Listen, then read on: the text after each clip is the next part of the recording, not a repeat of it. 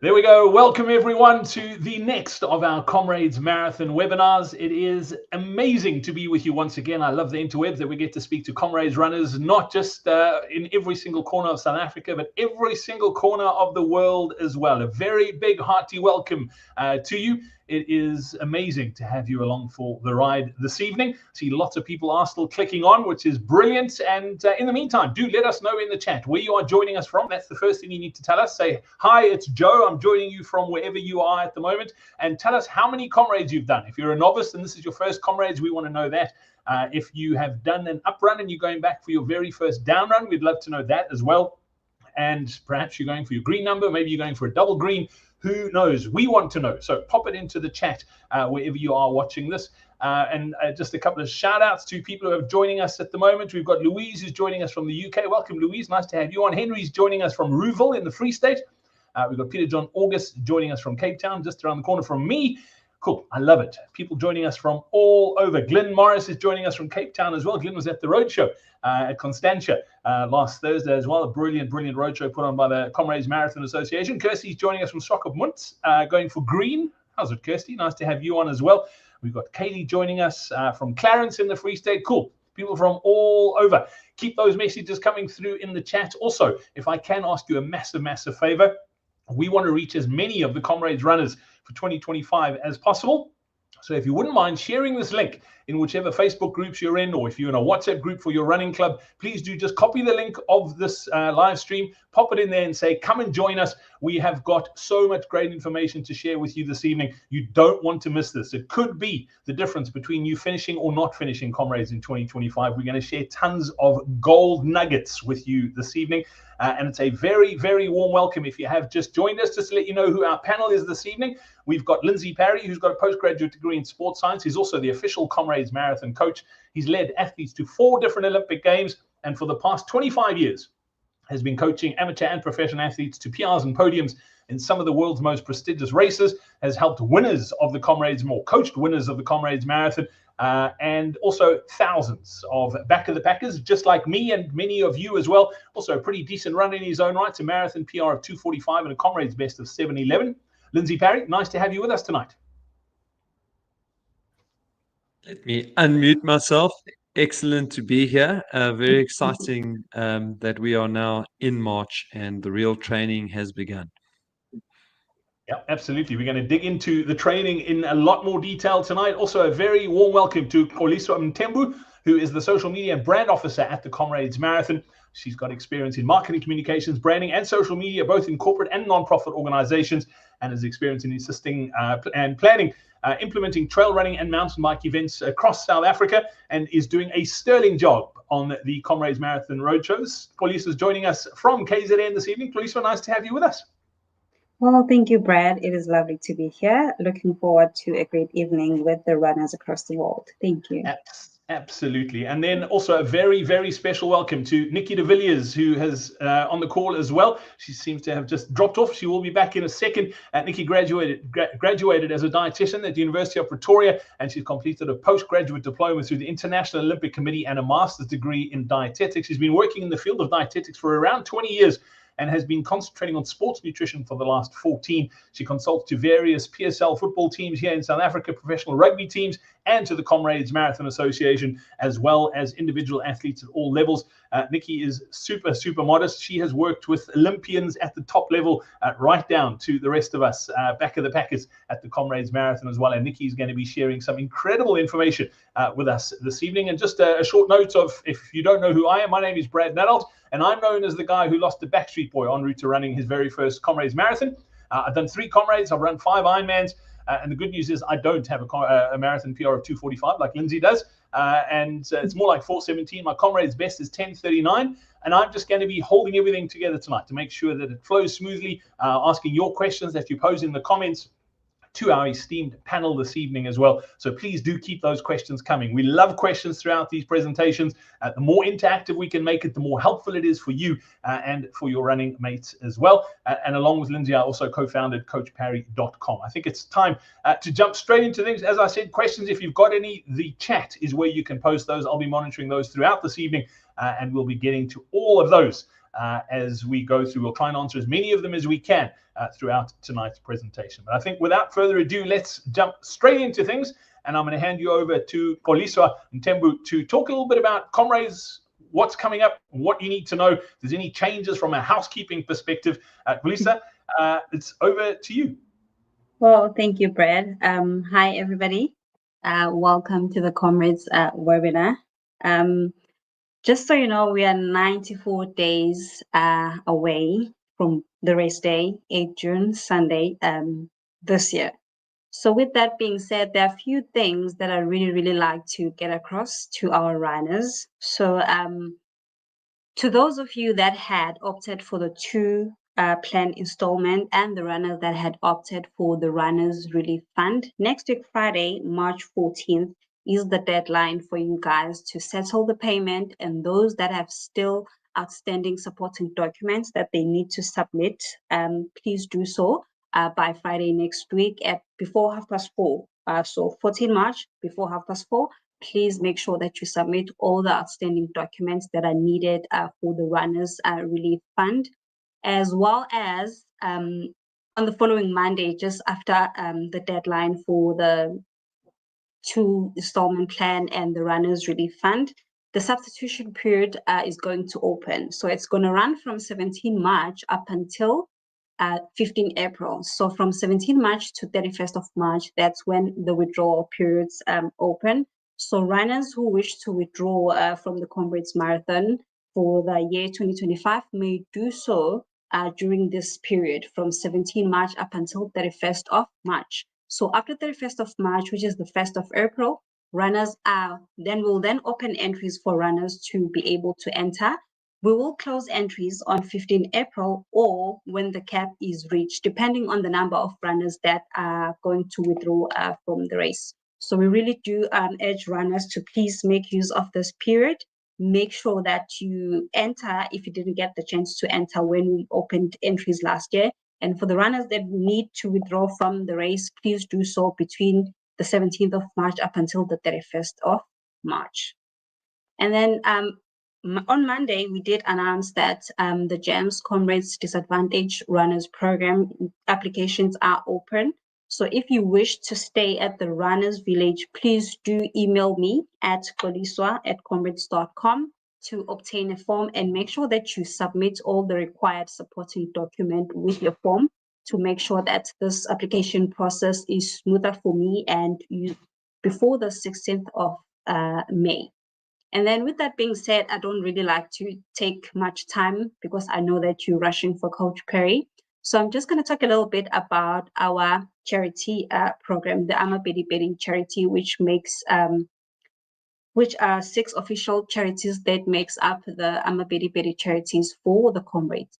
We've got CHOC, we've got Childline KZN, we've got Community Chest, Durban and PMB, we've got HACT, Rise Against Hunger, and South African National Parks. So we've put together different platforms to help these charities raise funds for their respective causes. We've got Race for Charity, we've got donations with entries, Toyota Winnie Car competition, and Amabedi sales at the expo, as well as on the events that we normally host. Most of you that were at the roadshow yesterday in Durban would have seen the charities that were there selling the merchandise to help them raise funds. So under the Race for Charity, we really do urge runners to sign up to raise funds for Race for Charity.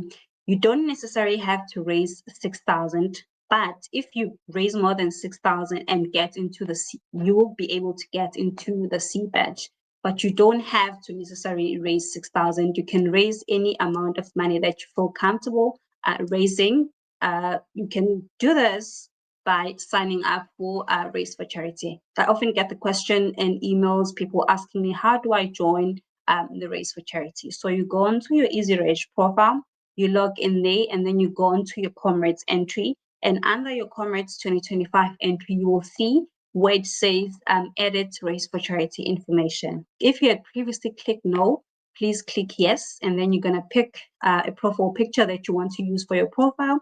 And then you're going to pick the charity that speaks to you most. It depends what you're really passionate about. Are you close to people with cancer due to a personal relationship with that, or is it conservation, or is it children, or hunger, or anything else that might relate to you in terms of the 6 official charities that we have?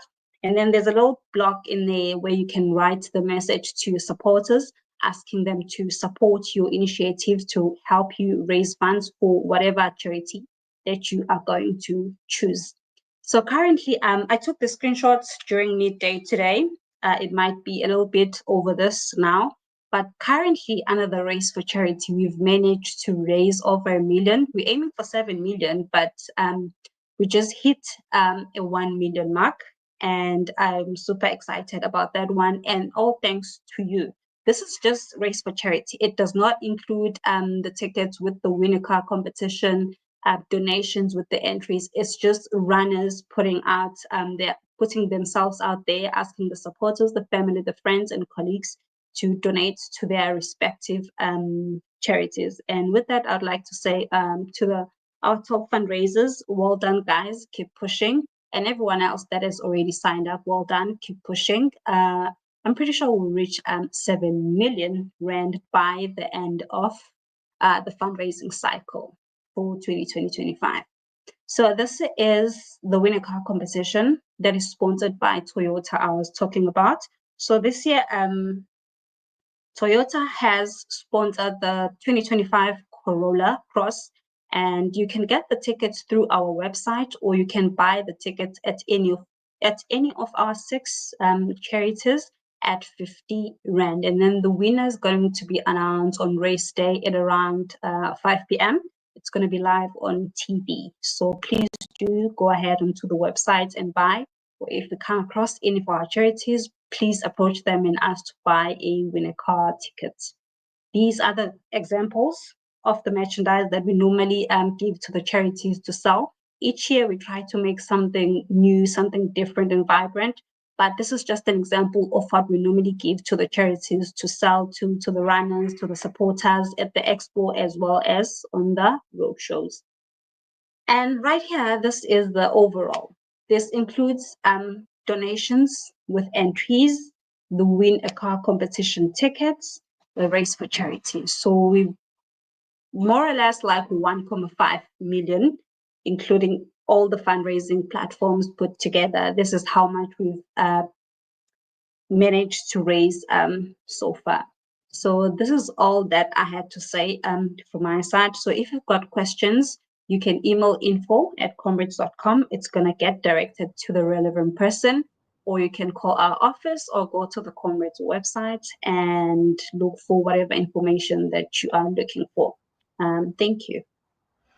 Well, Lisa, awesome. Thank you so much for that, and love that the charity amounts are growing. And I really do want to urge everybody who's listening. I mean, 1.5 million Rand sounds like a lot of money, but we have got a lot of international runners coming out, and these charities do incredible work here in South Africa on the ground.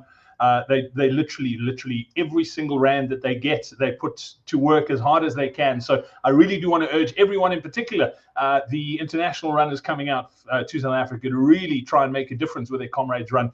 Make sure you do join the Race for Charity initiative. It is great, and we do appreciate all the efforts from all the runners as well. Lisa, thank you so much for that. I know you will stick around if there are any sort of housekeeping questions. If anybody has questions, feel free to pop them into the chat as well.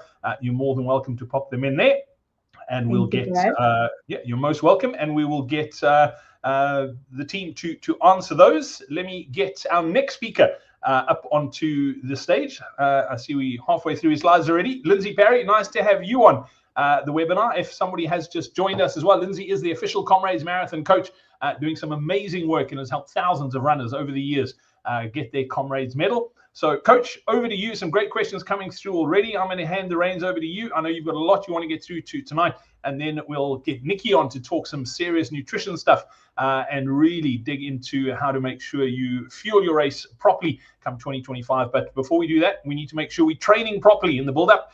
It is all yours, Lindsay. Cool. Yeah, and I don't have tons today, Brad, because the focus is on nutrition, and there's a very good reason why we do things in the order that we do. Last time out, we focused on strength because it's so critical for the down run.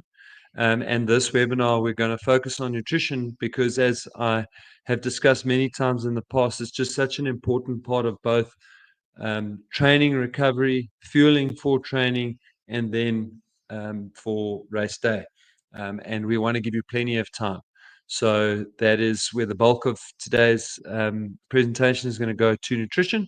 And then hopefully there'll be loads of questions on both the training and the nutrition at the end. So the traditional, where are we now? Well, we're in March. And I think we've said it enough times that hold back, don't train too hard, build up slowly, lay the foundation.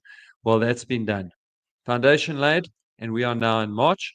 So is it too soon to panic?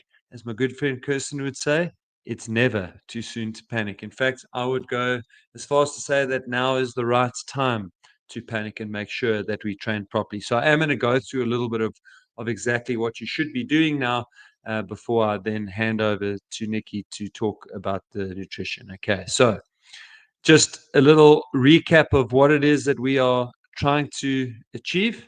We are preparing to run 90 kilometers with some of the biggest climbs you will have any race anywhere. And the big five that you are all very familiar with by now, and even the internationals tend to be au fait with the big five. But of course, whenever we talk to internationals after their first Comrades, and particularly here down Comrades, the question always is, there were so many hills. And the truth is, you'll be hard pressed to find a kilometer of flat running on the Comrades route. And you'll hear this again, it won't be the last time. You will also be forgiven for thinking, if it's your first down run, that you are part of the world's greatest practical joke ever. When you've hardly run downhill for the first 23 kilometers, it's almost all been up. Okay, so that is what we are preparing for. I've been through that in the previous webinar. I'm certainly gone through it enough times in the road shows for those of you that have attended those, and we will go through the route in minute detail on the it's in May, I think. I can't remember the date now, but the 28th of May I think is the date, but somewhere around there. And then of course, never ever forget about Fields Hill, and that is one of the big reasons why we harp on about strength training all the time, and why we went into it in so much detail on the previous webinar. But that is really the course, and what these webinars, road shows, ladies boot camps, what it's all about. Comrades plans on the website is that we want to make sure that you guys make it to the start line. At Comrades, we want to make sure that you are one of the runners that gets to start, but very importantly, you've got to make it to the finish line. We want you to be one of these incredibly happy faces that makes it to the finish line and gets your finishing medal. And of course, we don't just want you to do it. We want you to do it and enjoy it. We want you to be strong. We want you to get the best out of your Comrades experience. Okay. Never forget the stat that 68% of runners who do not finish Comrades start the race injured. So really what we are trying to do here is get you to Comrades with your health, feeling fit, strong, and without an injury, and that will greatly improve your ability to finish. Okay, we are, as you saw on the first slide from Toli, we are 94 days from race day. The time to panic is now. If you haven't started doing strength training yet, please, please, please, I'm begging you to start your strength training. I'm being like, I played a round of golf in the December holidays in Plet, and the caddy actually begged me to slow my swing down. He said, please, sir, I'm begging you to slow down your swing. And this is me, Comrades coach Lindsay Perry, begging you to please start doing your strength training. Going to touch on qualifying again very briefly. Hopefully, tons of you on this call have qualified already. I know there's still a couple of biggish qualifiers coming up, but very importantly, I think the best way I can sum this up is the best time to qualify is when you're ready, so that you only have to do it once. But now that we're in March, when you qualify, you need to qualify with the least effort possible. Okay, that's very important. I'll explain that shortly. But really, what I want to quickly make sure of again is that you are following the right plan. So there are plans on the Comrades website. You can also jump onto the Coach Parry website where you can get access to plans and strength plans. But make sure that you select the right plan. Okay, so if you are a 5-hour marathoner, you are on the finishers plan. 2.5 hours. If you haven't yet run a marathon, there's half marathon times there in brackets to really tell you where you should be. So 5 hours finishers bronze, 4:25 marathon or thereabouts, a 2:09 half marathon, sub 4-hour marathon. Then Robert Machali is your plan, sub 2 hours for a half. Bill Rowan 3:35 or quicker, 1:45 for the half. And then your silvers and Isabel Roche Kelly sub 3 hours and around 1:26 for the half.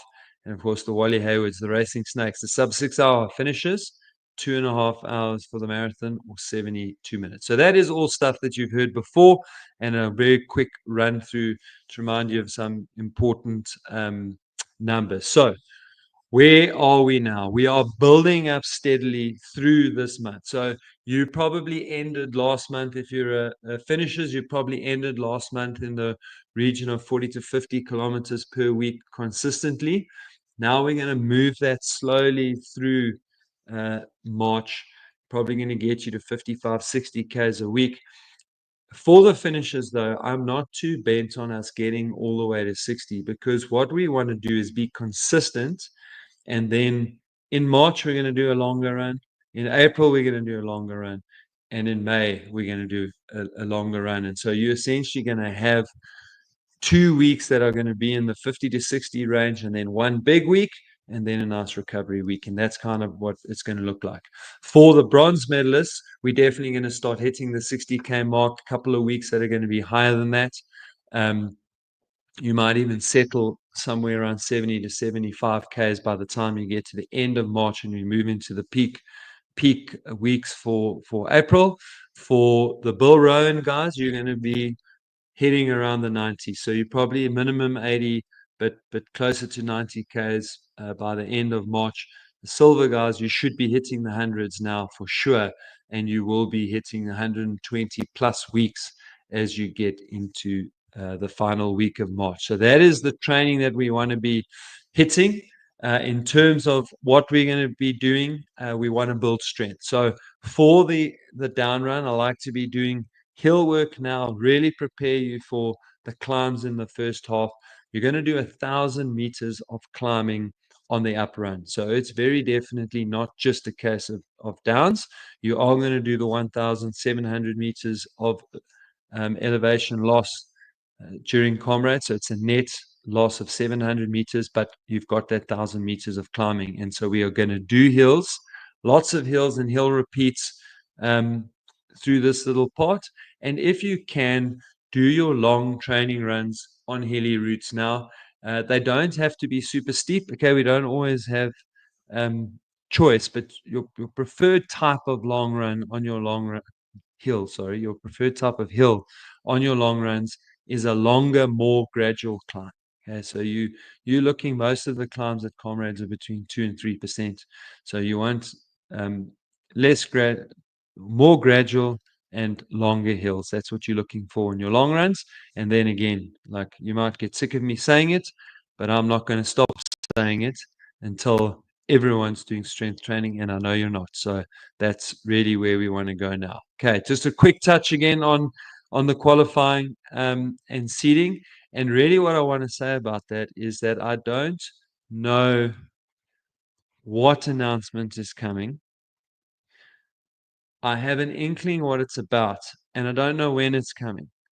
But what I can tell you is that your actual seeding in terms of time lost on race day is not going to be nearly as important as it has been in the past. Okay, so I know that sounds cryptic, and the honest truth is that I don't know what change is coming, but have been told, and it was said out loud at a roadshow last night, so I don't feel like I'm selling anyone down the river there. So change is coming at the start, and that change is going to have a positive impact on time lost, if there's any time lost at all. But again, we will wait for that announcement, and obviously I will adapt my pacing charts and everything else around it accordingly. But the principle still applies, that we need to train hard now. I've just given you the numbers. We want to start building up. For a lot of you, that means you're going to be running more than you've ever run before in your life. So you cannot actually afford to now also run a hard marathon in that mix. Okay. So remember, we're going to qualify when we're ready, and we're going to qualify with as little effort as we can muster. Now, if you are a borderline 5-hour runner, then you've got to go there. You've got to do your best, but then you have to allow yourself to recover afterwards. And that is going to compromise your training, but compromising your training is better than getting injured, because remember, 68% of the people who do not finish Comrades start with an injury. So that is what we're going to avoid. Okay. So for the next month, we are not going to chase our seeding. We're not going to try and improve our seeding. We're going to be happy with our seeding. You can still jump forward to the CC batch and raise a lot of money for charity and get yourself near the front of the race. But what we don't want to do is race hard between now and Comrades and actually ruin our chances of having a good Comrades. Okay. Don't miss our webinar on the 28th of May. And there we go. So I did have the date right. That's brilliant. So I do remember some things. And we are going to tell you how to save 20 minutes on race day.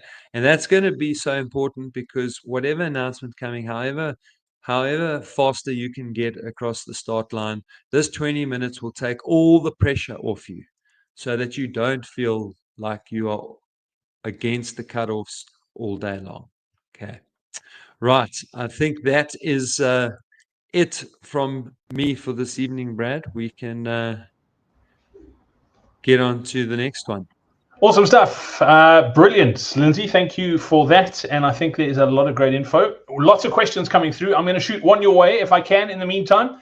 Liesel, let me pop this in here. So let me pop that onto the screen. Liesel says, first Comrades and fairly new to marathons. Any advice on how I can save my toes? My right little toe is one big blister. Liesel, all I can say is toes are overrated. I'm still trying to figure out why we actually need them. So yeah, Lindsay, I would just say cut them off, but you can't. No.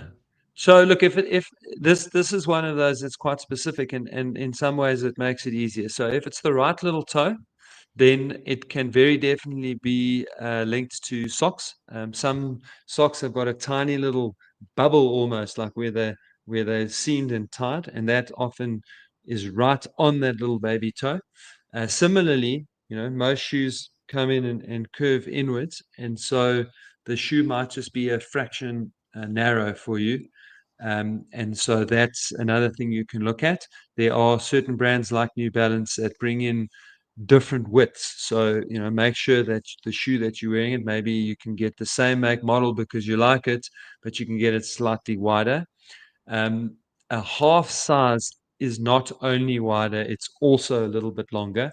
So be careful of just simply thinking you can solve it by getting a half size bigger. But certainly also within different brands of shoes, you tend to get shoes that are for a runner with a slightly narrower foot and for a runner with a slightly broader foot. So yeah, head into your local running store, because that is the kind of thing that can get horribly painful over 90 Ks, and it can make things very difficult towards the end of the race. Yeah, absolutely. Lindsay, one more quick question before we get Nikki de Villiers on to talk nutrition. And this one is from Charlene. Charlene wants to know, what is the actual distance this year? Do you know? I don't. And I promise you that we will know as soon as they finish measuring the course. So they do that in sections. And obviously part of that is a safety issue, because it takes a long time and they're doing it on foot. And so they have to get the traffic department out when they do these little stretches, little bits at a time. But you can work on a little longer than 89. And just looking at the maps, I think you can work on less than 90, but more than 89. So somewhere between 89.3 and 89.8, I would guess. But no, the official distance has not been finalized yet. All right, cool. And I'm going to squeeze in one more because I like this question. And it's actually a double whammy because there's two people asking a very similar question. This one from Rhodes and Glovu. Rhodes is saying, how many Comrades runs should one do on one shoe at most? So I'm guessing that's Comrades as in the race or training runs. I'm not sure. I don't know if you want to talk about shoes in general. And then Louise wanted to know when's the best time to break in a new pair of shoes. Same brand, same model. Yeah, so those are two cool questions. So even when you run in the same make and model, Brad, I often find that there's just a shoe for whatever reason, it just feels right on your foot. So whenever I get a shoe like that in a training cycle, I will run between 150 and 250 Ks in that shoe, and then I keep that shoe pretty much for race day. And so that kind of answers the second part of that question too, is like, how many kilometers should we run in shoes? And that's, keep track of your shoes. And if you're getting to like middle of April, and you realize, hang on, I've done like 600 Ks in my shoes, then you know that by the time you get to Comrades, those shoes are going to be shot. So you need to get yourself a new pair. And, the same principle applies. You want to try and get to around 200, maximum 400 Ks in your shoes that you're going to run Comrades in. But 200 is a nice number, well worn, plenty of cushioning left. Of course, if we're talking about racing shoes, and whether you should be racing in carbon or not is a completely different question. But I think that was Rhodes' question that he was asking. And I wouldn't run more than 50 Ks in a pair of carbon shoes. So literally just enough for that shoe to be run in. And then I'll run Comrades in and I'll throw it away. But the truth is that Lindsay Parry as an individual wouldn't run Comrades in a pair of carbon shoes. All right, cool. Keep those questions coming. Pop them into the chat. I'll be flagging them throughout, and we'll post some more to Lindsay after our next speaker as well. And I'm sure you are going to have lots of questions throughout this next part of the presentation as well. Lindsay, thank you so much for joining us. It's time to get our next speaker onto the call. And Nikki de Villiers is a phenomenal nutritionist and dietetic specialist. She's worked with professional athletes as well as amateurs for many, many years. She's consulted to PSL football teams, to professional rugby teams, and to the Comrades Marathon Association for many, many years as well. And she's going to be running through exactly what you should be focusing on from a nutrition point of view in the build-up to Comrades, and also looking at how to tackle race day as well. Nikki, an absolute pleasure to have you on once again. I'm going to hand it over to you. I'm sure there are going to be lots of questions. Please do keep them coming. And again, if you wouldn't mind just sharing this link in whatever WhatsApp groups you're in, if you have a Running Club Comrades group, please do share it there. Or if you're in a Facebook group, just copy the link from this live stream, pop it in there. We'd really like to reach as many Comrade runners as we can and get this information into as many people's hands as possible. So, Nikki, it is over to you. Look forward to hearing your presentation once again. You always have such great information to share. So I am going to just remove myself. Let me do this and then hand it over to you, if that's okay. That's perfect. Thanks so much, Brad. I think you're going to have to organize my slides, right? I can't see where I... So yeah, that is perfect. I will, give me a hand with that. Welcome, everyone. Yes, let's talk about the food. And I think it is important to now start training with whatever is coming up and for the distances. All right. So basically what's on the menu for tonight, I'm going to talk a little bit about the energy needs and the quantity, because we're running more, we need to eat more. And that is a thing, I think it's number A of the ABC. And I think a lot of people there struggle, especially as you ramp up your training, that we don't always understand how much food is necessary for the training. We're going to look at timing and consistency. So consistency is what we want in nutrition as well. So we're going to look at what to do before, during, and after trainings. So we deal with quantity first, and then we go into the quality stuff, that everything that we need extra is not just going to be made up of donuts and Coke, all right? And then I'm going to talk a little bit about hydration. So let's start with the energy needs, Brad. All right, I've got one slide about this, and this is this one. So it is always difficult to predict. I know everybody's often running with watches that predicts the energy output was 100 or 1,000 calories for this session, or 500 or 600. And that's often how we then make up our mind in terms of what we're eating. But I think some or most of us underestimate what it costs not only to run, but to live. So if I say we must eat enough, it means there's a basic need that your body need in terms of the physiological processes. So your heart, your liver, your kidney, your lungs, your eyes, everybody that's in the system needs a little bit of energy. And the problem that we have is, as soon as you start training and you're training more and more and more and you're not eating more, the body will favor the training. So the body will give whatever energy it receives, it's going to pay the bill for your training first. And whatever then is left over, that must go to physiology. So we can mess it up really badly here and still feel relatively good in training. I think the other problem with this as well is that if you train those loads, you're always tired and sore. So it's not something that we can really eat away, if I can put it like that. But what I want to bring under your attention is, please, guys, if there's an increase in training load, please increase food intake and do it timelessly. So in other words, if I have a hard week ahead, start eating harder on Monday. Don't wait until you're hungry or tired or miserable and then start picking up the food intake. All right. To make it more practical, I've got these 3 pictures on your screen. So it's basically where we divide the food into 3 different groups, not 5 as we know it. So the one area is the fruit and vegetable group, that's all grouped into one group here on this plate. More your protective food, right? So it protects against quite a few things, and that supports a bit of your immune system. Then we've got the whole grains. So the grain group is where most of your carbohydrate come from, and it's where most of your fuel comes from. And then we've got the protein group, which is more the recovery nutrient. All right. So they would be the meat, the fish, the chicken, those kind of things. So according to these plates, you will see the distribution of these groups on the specific plate. So if you look at the weight or the easy training or the weight maintenance plate or weight management, that's the blue picture. You will see that half of the plate coming from fruit and vegetables, a quarter of your plate coming from starch, and a quarter of your plate coming then from whatever protein source you're looking for. In this stage that you're entering, if the training is going to up tremendously, please, guys, now is not the time to restrict intake to try and lose weight. It is going to, if you're going to restrict intake with, simultaneously increase your energy output through the running, there's going to be problems. And the problem is that you're not going to feel it in immediately.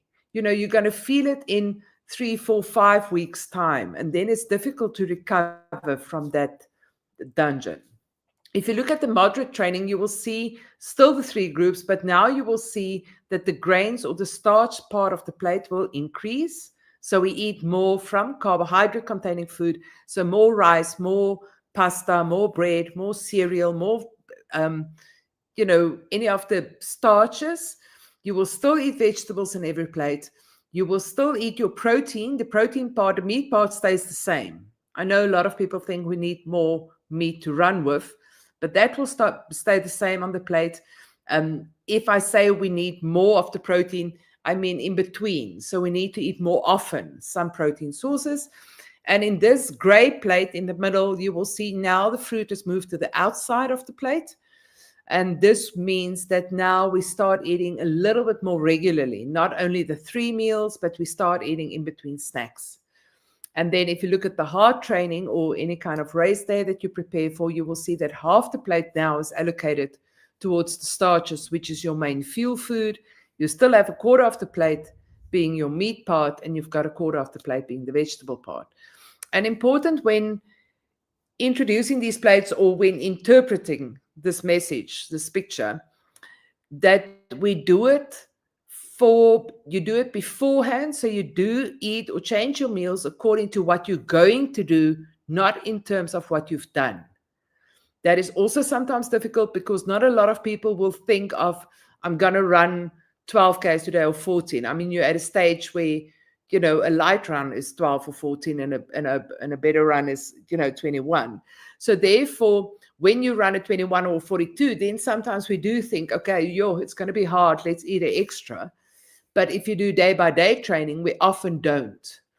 And I beg you to please eat for what you're going to do, not every time for what you've done, because it will save you a lot of trouble. All right. So make sure you eat enough.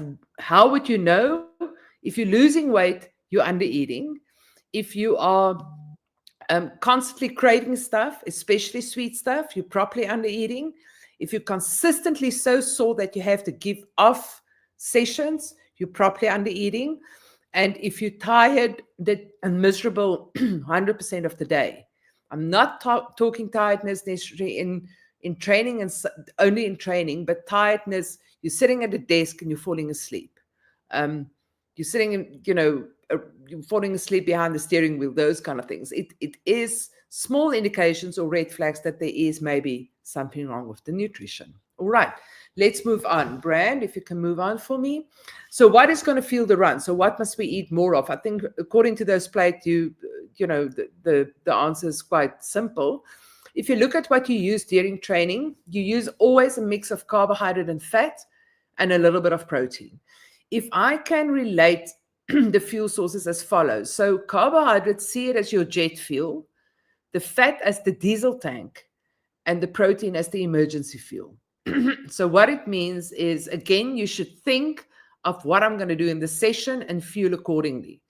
If I'm going to do a sprint set, or if I'm going to do hills, or if I'm going to do a hard incline, you know, you do a race and there's a lot of climbing, then those sessions will cost more carbohydrate and less fat. If it's just a flat surface for hours of our end, nothing with excessive speed, then it's probably going to be more fat. So what I mean by this is the body uses predominantly carbohydrate and fat, and depending on the intensity, the higher the intensity, the more carb, lower intensity, more fat. If you look at a Comrades race, we're never going to sprint it, so you will use quite a bit of fat in that race. But the lucky part is, as you train, you become much better in fat oxidation. So you get it for free with your training. So there's not much we need to be doing there. And the fat storage in the body is big. So we don't have to load fat into the diet. The thing comes with the carbohydrate that if you run out of carbohydrate, there is a possibility or high risk for premature fatigue. You will get tired. So the carbohydrate storage is limited in the body. So you've got a little bit in the muscle, a little bit in the liver. If you run out of it, the feeling that you will describe or that you'll experience is probably, if the muscle glycogen is done, you feel that feeling of everything in me wants to go, but I just don't have the gear. So you don't have the kick, which is okay. You can just revert slower and just carry on doing. You know, there's not a necessity to sprint this thing. If the liver glycogen, although is dropped or there's not enough there, you will find that the blood sugar levels fall. This can be quite dramatic in the sense that it causes quite a bit of confusion on your run. So that can be quite dangerous in terms of concentration levels and injuries and falling and those kind of things. All right. So you will see in this little picture that I said, if you walk or do a very slow jog, you will see the fat carbohydrate distribution, so 75% of the mix. So say think of what you measure on your phones or your devices. So if the expenditure in that session is 1,000 kilocalories, right? And it's a very walk or very slow jog, that 750 kilocalories will be fat, and the other 250 will be carbs, right? So that would be okay, depending if you've got stuff in the tank. If there's carbs in the tank, you should be okay. If you're on fasting or keto diets or those kind of things, we're going to have to add a little bit of carbs. If it is a fast run, you will see then the carbohydrate contribution gets more. So about a 52% of carbs and about a 48% of fat. This is if you run about 60% VO2 max. And then very fast, which we're not really going to do in Comrades, but some of your trainings will be there. Then you use predominantly carbohydrate, 80% and 20% fat. Your strength training sessions will also be predominant carbohydrate sessions. and less fat sessions. All right. So what I'm saying is feel for what you're going to do, and I'll get back to amounts just now.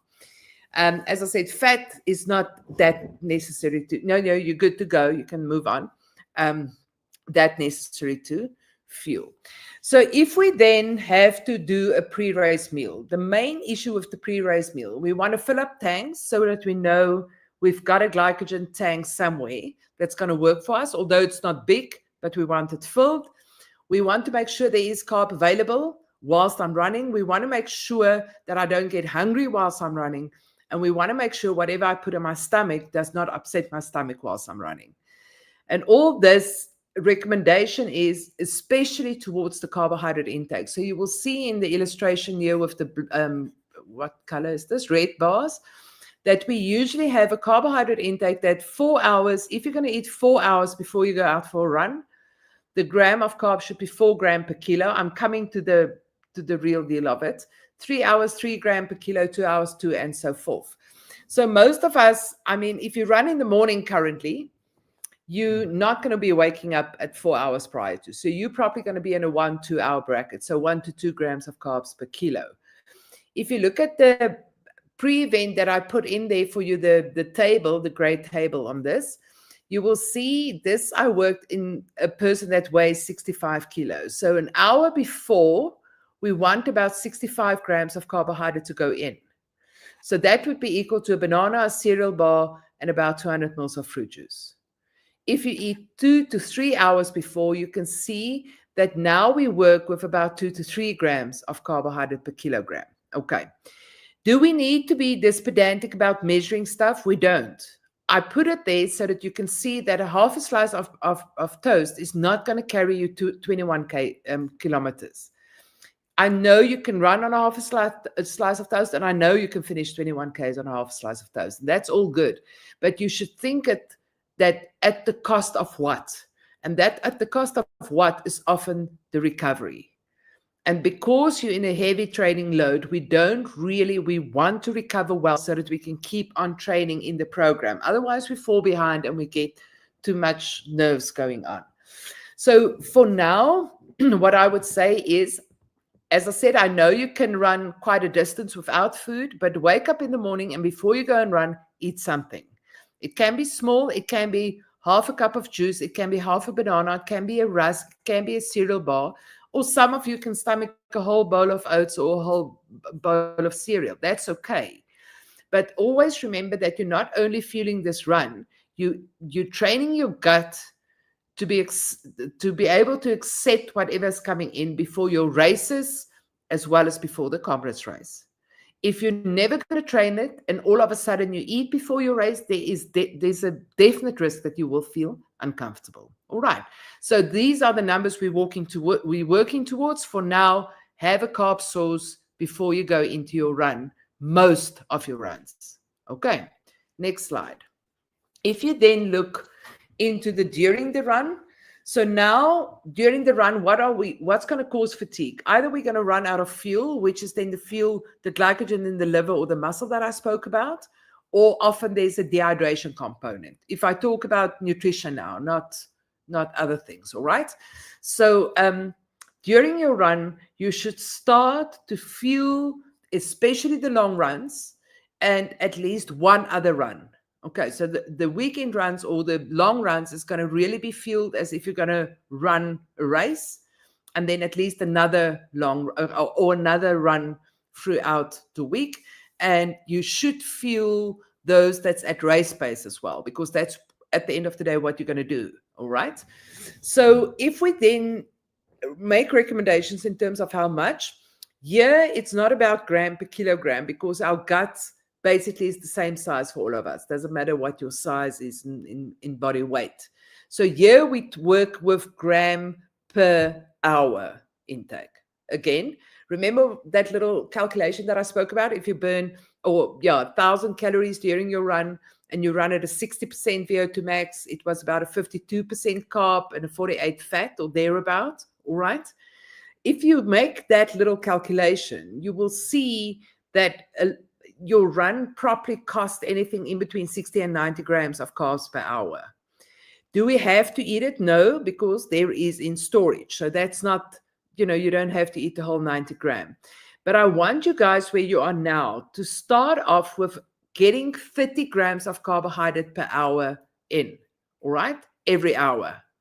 So 30 grams would be, if you think of a gel, it's 25 grams. If you think of a normal sports drink, 30 grams would be about a 500 ml of whatever it comes. A banana, a big banana is about 25 grams. If you eat sandwiches, 2 slices is about 30 grams of carbs. So there's various options. I'll get to that. But it means that you can combine stuff. So you can decide, I'm only going to eat carbs and I'm going to drink water, or I'm only going to drink carbs and not eat any carbs at all. It's going to, although, put you in trouble for maybe overhydration, or I'm going to mix the two, right? Every half an hour, I drink 200 mils of a carb drink, and then on the other half an hour, I eat a carb snack as such. Once you get to 30 grams and it's comfortable, you increase to 45. Once you get to 45 and it's comfortable, you increase your intake to 60. For most of us, 60 grams of carbs would be more than enough. The thing that you're trying to achieve here is the comfort of eating and drinking whilst you're running, all right?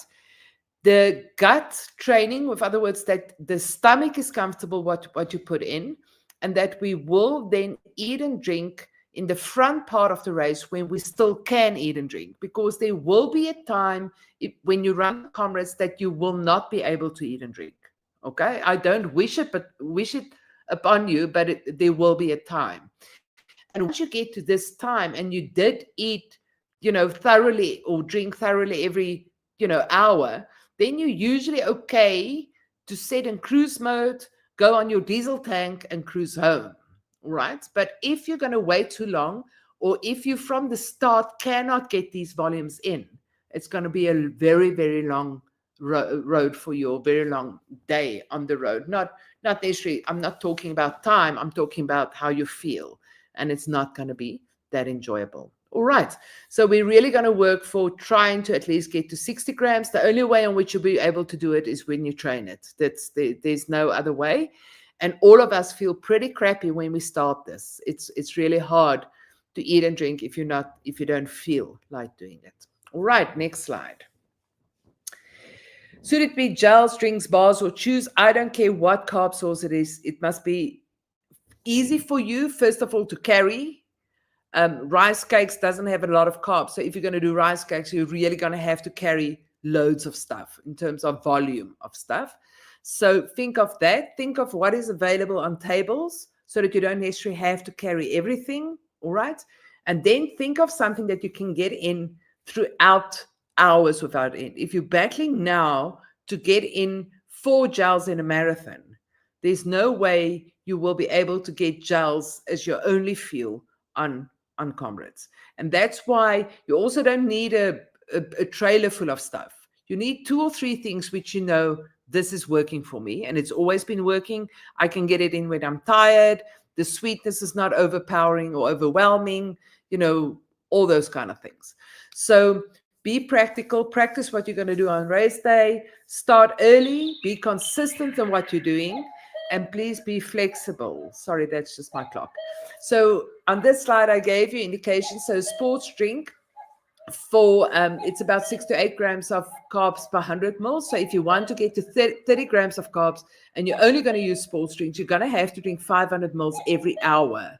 And that's quite a hard ask. It's easy for 2 or 3 hours, but it's not that easy if you go 8, 9, 10 hours.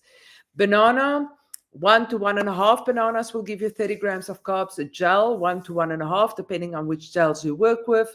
If you do any kind of chew or a lot of these companies has got these chews. It's about 6 of those blocks. If you're going to do jelly beans, it's about 15 jelly beans. All right, that's quite a lot because they're sweet. If you're going to do any of the energy bars, it's usually about 1 to 1.5 that you're going to have to take per hour. All right. And there you need to do your own thing. A lot of people will do something like potato, very, very good, especially with salt, or Marmite sandwiches if you don't want the sweet stuff. So there's various options, and you must run through those options so that you can find whatever suits you best. All right, next one. I think the next one is on. Yeah. Okay. Let's do a little bit of the fluid intake. The recovery is properly coming. The fluid intake is here because that is what I said can be the other aspect that cause premature fatigue. So dehydration can cause a decrease in performance. But it's important to know that your fluid intake does not have to match your sweat rate exactly. So we usually try, when we do fluid recommendations, to work with a 2 to 3% cutoff. So with other words, I don't want more than 2 to 3% dehydration. And 2 to 3% dehydration implies that you don't lose more than 2 to 3% of your body weight in a run. Because we know after that, there is quite a steep decrease in performance. Do not confuse fuel with fluid. I think that is important. So sometimes we would think, okay, we are okay because we had a little sachet of water with the gel that you took. Okay, that little sachet is probably not enough. Or you've got a very diluted sports drink, or we've got bottles of drink that's got electrolytes in it, but not fuel, not carbohydrate, right? And you think you're doing okay because you drank 500 ml of this bottle, but there's no fuel in it. All right, so you need to be reading labels and really make sure what is in the bottle as such. A way in which you can do it is you can figure out your own sweat rate, and then you can determine how much, are you somebody that needs to drink 500 ml or 600 or 700? And that you basically do by weighing yourself before and after your training. So if the deficit or the difference in the weight is about 2 kgs, it means 2 liters of fluid is lost. With that, you add what you had to drink. So say I add 500 mils to drink, so it's 2,500 mils. And then you divide it by the time that you spend on the road. And then you will get, usually in minutes, and then you will get a sweat rate like so many milliliters per minute, or you can then translate it to hours. Then you're somebody that needs about 300 mils, or there's some people that need 600 mils. But everybody does not need the same amount of fluid as such. You will see the urine color chart that we have there. That will also give you indication if you're hydrated or not. So every day just checking urine color. And if it is the lighter color, the light yellow or straw color, that's usually good to go. If it is a very dark color of urine, that will also tell you that you're dehydrated. Also, obviously, at the urine volume, how many times do you have to go to the bathroom every day, and then what is the volume of urine and the color? That is a simple way of just checking that you're doing okay. All right, next one. If we then go into, this is just the dehydration. So there you will see 1% loss, 2 to 3% loss won't give you that performance, the negative performance. But when you get to a 4% loss, you will see a 20 to 30% reduction in work capacity. And then if you get a 5% loss, that's when we run into trouble. And that's probably where you get sleepiness, headaches, a lot of confusion. And that can be the cause while somebody will take you off the route. Okay, next one. Just a few words on electrolytes. So electrolytes currently are generally overhyped. At the moment, everybody's making electrolytes and everybody's drinking electrolytes and everybody's feeling very happy about it because they feel they're taking something that's sugar-free. So water, when you sweat, water is lost much faster than what electrolytes is. So your blood is actually highly concentrated with electrolytes. And most of the sports drinks that you do does contain electrolytes. There's salt in many of these things. Otherwise, it will be undrinkable as such. So from the limited evidence, it does not appear that if you supplement electrolyte as such, that it will benefit your performance. The only benefit that we get is if there's salt in a product, it does make you a little bit more thirsty, so you increase the fluid intake, and the absorption of the fluid intake is maybe a little bit better, that it doesn't just flush through. But I see a horrendous amount of salt tablets going around, or sachets of rehydrate, but every half an hour, or every hour we add more electrolytes to drinks and those kind of things. I think it's also in a way maybe to protect against overhydration. But it can actually, because if you're going to drink a lot of the stuff and you're constantly going to be thirsty, it can actually be to the detriment. All right. So be very, very clear where you want to go with electrolyte replacement. And is it something that you really, really need? You will have a few salty sweaters out there that will need it, or those that's not acclimatized to the environment. If it's, if it's exceptionally humid or hot, but the Comrades is not, it's in winter, so you won't have that extreme temperature going on. All right, next one. Which brings us then, I think, to the, the practice part. So the gut that is highly trainable or adaptable, it's very much like a muscle, but you need to use the intended products 1 to twice a week. So one or two of your runs, or preferably 2 runs, should be fueled as if you're going to race. I don't care if the training is, you need to run like 90 minutes or 100 minutes, and I know that is okay to run it without fuel. You fuel it because you're training your gut for something bigger. You're not just training for that 90 or 100 minutes. Increase your intake weekly and work hard towards getting those goals. I think most of the time people will tell me it's impossible to get it. Work hard and get as close as possible to it. Practice at race pace. Avoid all new nutrition. So by the time you go to Comrades, you know exactly your recipe, so that you don't have to do anything new. And also then avoid the expo temptation, or anybody, everywhere that you're going to run, that there's an expo or anything that they have next to the road, or goodie bags that we get with a lot of stuff in. Try, if there's still time to try it out now, but once you've settled on what you're doing, don't try new stuff. You can try it next year again. All right, next one. Refuel after the run. This is extremely important, especially on your training runs. So the 3 R's of recovery in terms of nutrition would be refuel, rehydrate, and rebuild. So the refuel is the most important. That would be with any kind of carbohydrate source. It can be milk, it can be Nesquik, it can be Steri Stumpies, it can be fruit with yogurt, it can be having orange juice, any of those kind of things, or just your normal supper, a bowl of pasta. The rehydrate will be any kind of liquid that you take in that's not alcoholic. Sorry for that one. And then the rebuild will be any kind of protein that you add. So the milky stuff that I've mentioned already have protein in it. If you're going to have the pasta, then you add a bit of chicken or mince or chickpeas or whatever your choice is of protein.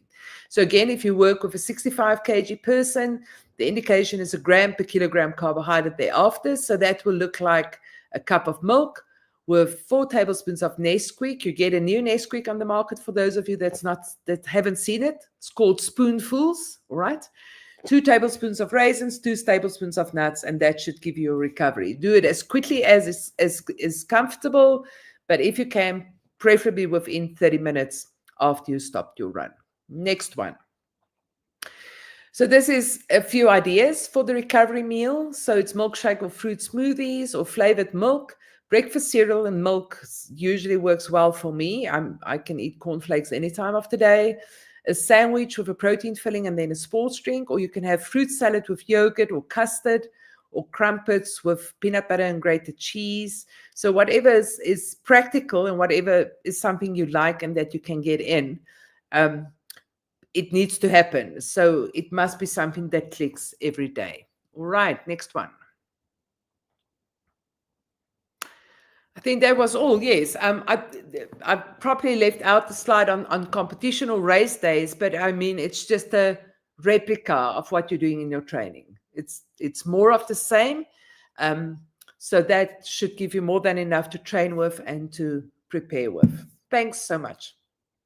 Nikki, awesome. Thank you. Let me pop my mic on. Nikki, that was awesome. Thank you so much for that. So much great information. I'm sure people are going to go back and watch that. The recording of this webinar will be available on this YouTube channel as soon as we're done as well. So if you didn't manage to get all of that in, please feel free to come back and watch it again over the next day or two to really make sure you take that information in. I'm going to get Lindsay back in just a mo as well, Nikki, but there are a few questions that have come through that are really pertinent to what you were talking about.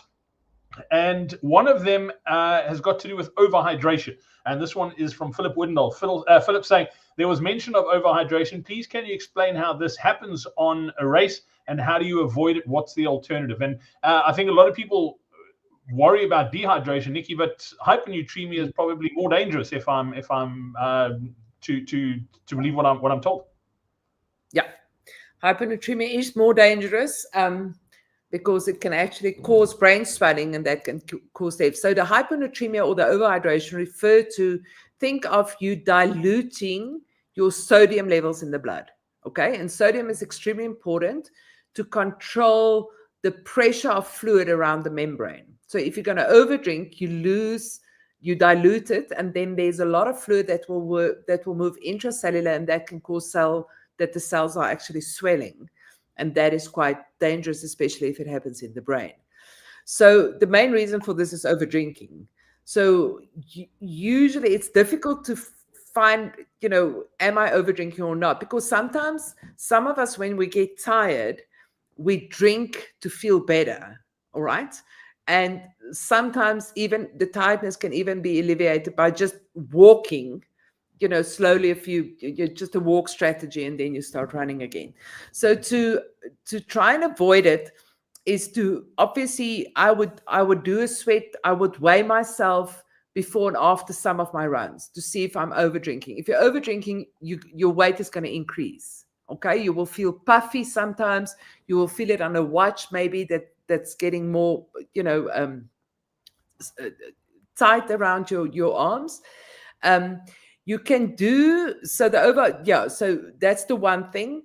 The other thing also is the intake of sodium does help a little bit, but if you're going to have to take sodium to prevent overhydration, it's going to be so salty that you're in any case not going to be able to drink it. All right. So I think the best advice would be get your own sweat rate, weigh yourself before and after your trainings, and see what's going on there. And if you, for any what reason, gain weight, it is a big possibility that you're overdrinking. All right, great question there. Thank you so much for that, Philip. Nikki, another question for you. This one from Skyella. Skyella saying, I'm looking to lose weight while training hard and fueling for this. Any tips on how to best to do this? And Nikki, I can vouch because I'm in the same boat. Obviously, want to be a little bit lighter come Comrades race day, but it's quite hard to get that balance right. It is hard, especially because you're constantly hungry. If you do the fueling well for what you're going to do, you will eliminate quite a bit of the hunger thereafter.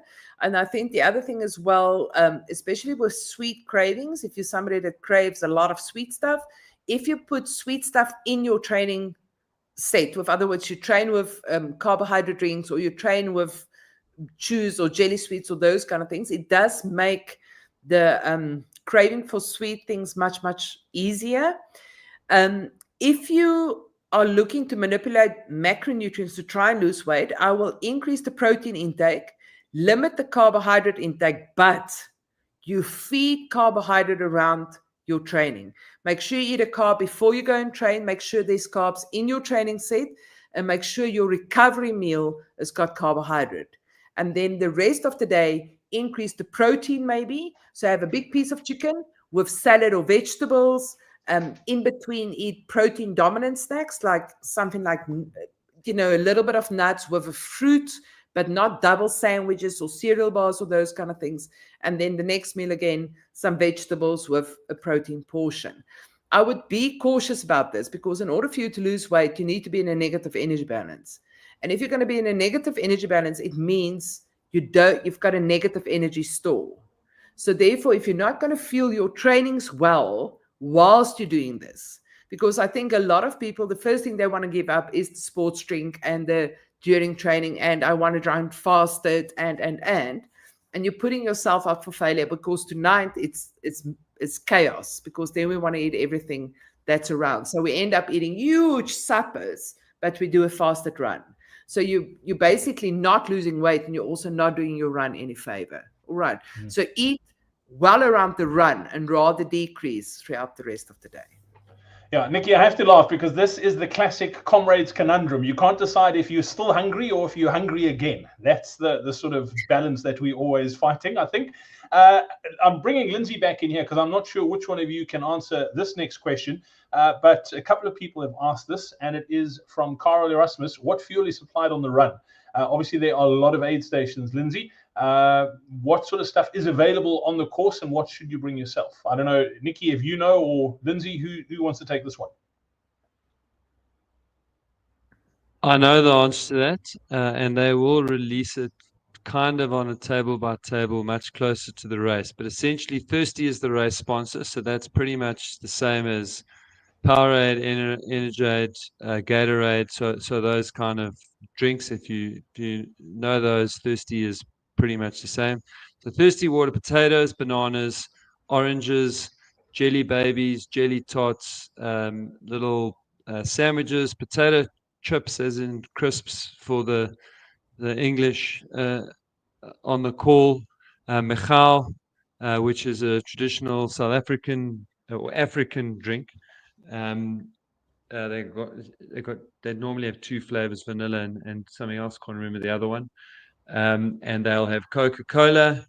And then in the second half, they will have cream soda or variants thereof, those kind of drinks. And then there will be all sorts of other things in between. And I think that's really Nikki's point, is that you can get almost anything on the side of the road. There are people that set up little tables with bar ones, jelly babies, jelly beans, sour worms, sandwiches, boerewors rolls, you name Steak. it. But don't try it on race day. Like, I always tell people nothing new on race day until everything is lost, and then all bets are off.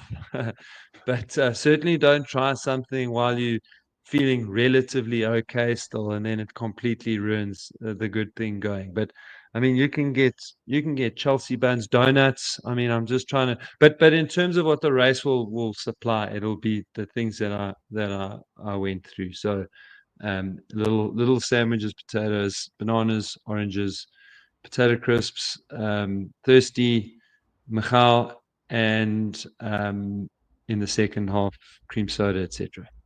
Cream soda for the win, second half of Comrades. You're never going to taste a better cream soda in your life.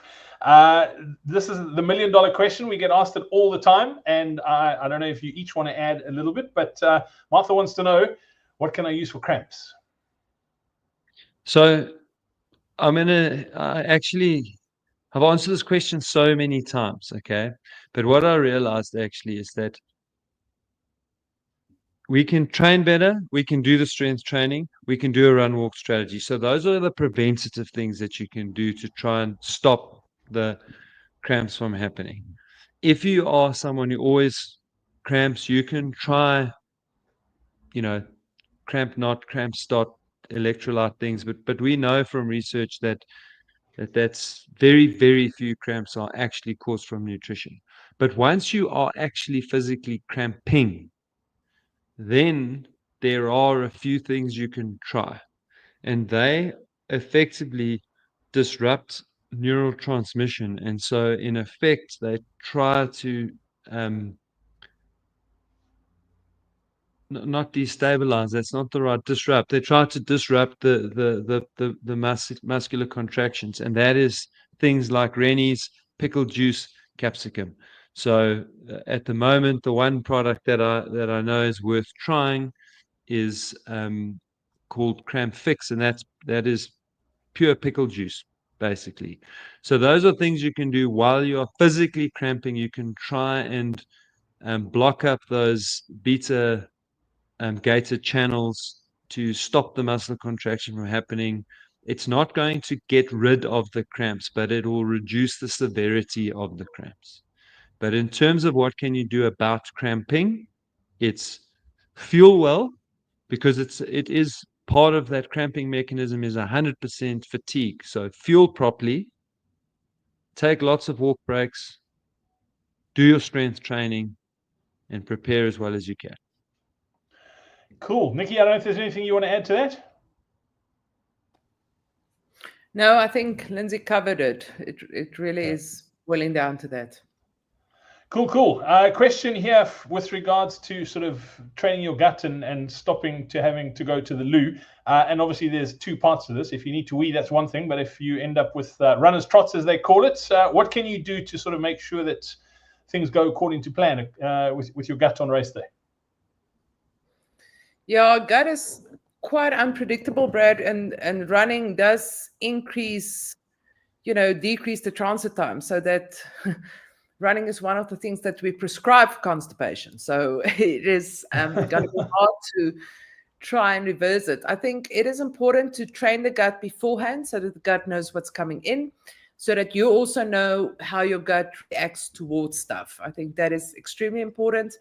If there is problems currently with runner's trots, so it's you need to look at it and you need to sort it out before you go. There's certain foods that can actually increase the risk.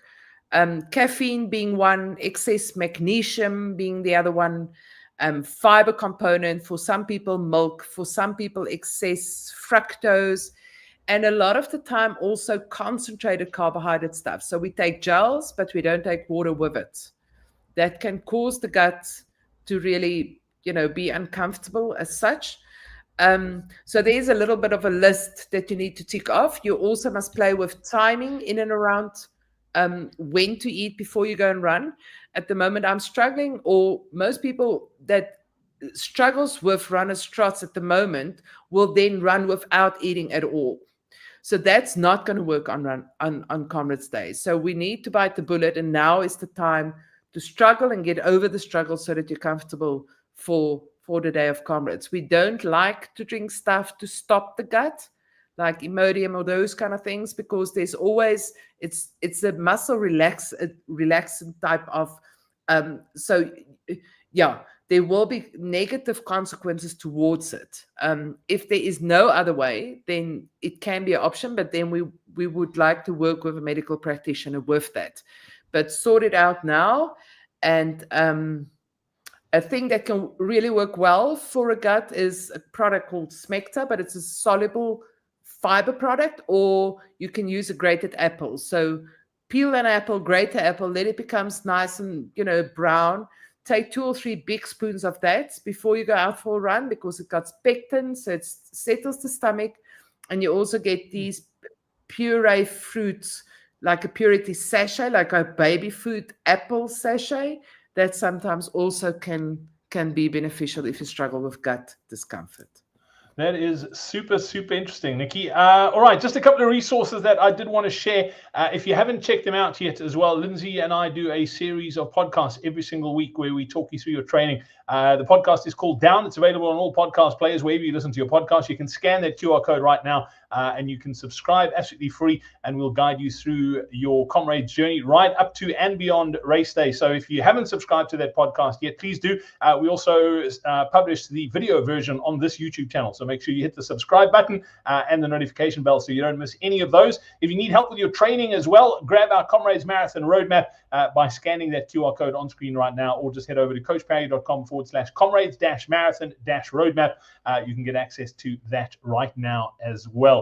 Another great question, and please do keep those questions coming in the chat. We're going to stick around and answer as many of them as we can. We are in peak training, as Lindsay said. It's time to panic, and it also means that it's time to get to bed early. So we're not going to keep you here all night, that is for sure. But a question from Jody. Team Jody says, why do my fingers swell? They look like fat sausages. This seems to happen during longer runs, longer than 3 hours. I'm taking about 60 grams of carbs per hour. Gel chews that contain salt, magnesium, potassium. Drink water at every stop. What could be causing the swelling fingers, and is it a concern?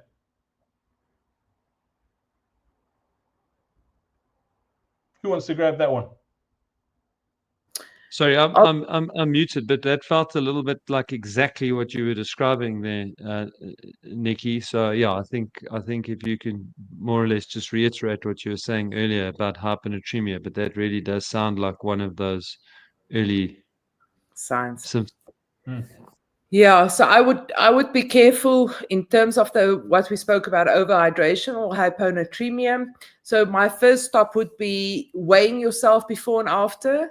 If you retain fluid and you feel like those fat sausage fingers, there's a possibility that you're going to weigh more after the run than before the run, and that would give you an indication that you're drinking too much.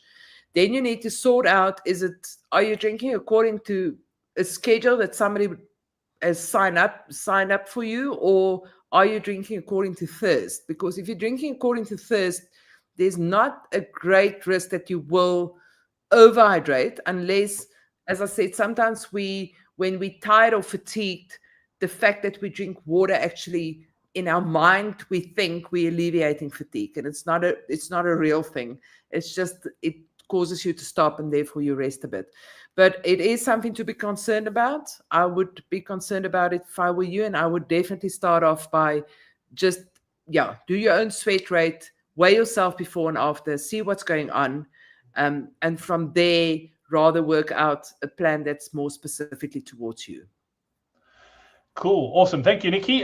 Lindsay, a training question for you from Stephen Detty. Stephen saying, what's the longest training run one should do to prepare for Comrades? One of my favorite questions. I know you also get asked this one a lot. Yeah. So, I mean, the longest run you need to do is 42 Ks. And the absolute maximum run should be 56 Ks, which is the Two Oceans Marathon. So I don't believe anyone but the elites should be running further than that. And if you're not doing oceans, I would say 50 kilometers is absolutely far enough. Lindsay, I'm gonna jump in here and ask you just to I'm trying to think which roadshow it was that you did. I think it was in Pretoria a few weeks ago, and you spoke about sort of how Comrades training, I don't want to say has evolved, but sort of the history of Comrades and who was running and how they sort of came about to these really long runs, where those numbers came from. Because I think a lot of people have got this number in their mind. There's guys at running clubs around South Africa talking, you need to do 60 Ks, you need to do 70 Ks. Where did those numbers come from, and why shouldn't we be doing it? So the original Comrades long run was 64 kilometers, 4 weeks out from race day. And that really just came from the race exploded in the early 80s. So in 1979, there were like 1,900, I think, finishes of the Comrades Marathon. And then by 1984, we were on to like 12,000, 1986, 14, 15,000 people finishing the race. And so during that time of explosion, people were like, hang on, how do we train for this race? And so they turned to these 1,900 runners, many of which have already had green numbers. And the craziest stat that I saw was that in the days where there were like just under and just over 2,000 people finishing Comrades, 900 of them were getting silver medals. I mean, nowadays with 24,000 people or 20,000, I mean, this is the first year of 24,000, let me not exaggerate, 20,000 people entering, 16 to 18,000 finishing. I mean, we get between 400 and 600 silver medal finishes. So half the field was finishing with silver medals. That's the same half that were doing multiple Comrades. And so people turned around and said, hey, how do we train for this race? Well, you've got to do X number of kilometers, January to June. And oh yeah, you've got to do a 64K training run 4 weeks before the race. Now, the big problem very simply with that is that if Bongamusa and Tembu goes out to run 64Ks, I go out to run 64Ks, and Brad goes out to run 64Ks, we're not getting the same exposure. Okay, it's not the same training run. We may run at a similar relative intensity. So we all go out and we all run 64Ks nice and easy, but Bongamusa's out there for 4 hours. I'm out there for 6 hours. Brad's out there for 8.5 hours. So maybe the same relative effort, but we are out there for so much longer. And so the damage that we do in that 64K run is actually so extreme that we tend to run our Comrades on that day, on the 64K, and 4 weeks certainly isn't enough time to recover from it. And I hear the argument from people where they say, oh yeah, but what about, I mean, I'm going to be out there for 12 hours. Bongamusa is only going to be out there for 5.5 hours. So, from that relative time, I need to be out there longer. And it's just simply not true. From a physiological and physical development point of view, we start to get diminishing returns from about 3 hours. So anything longer than 3 hours, you are getting very limited benefit from. In fact, the major benefits that you get from runs that are over 3 hours are simply psychological and your ability to practice your nutrition strategy.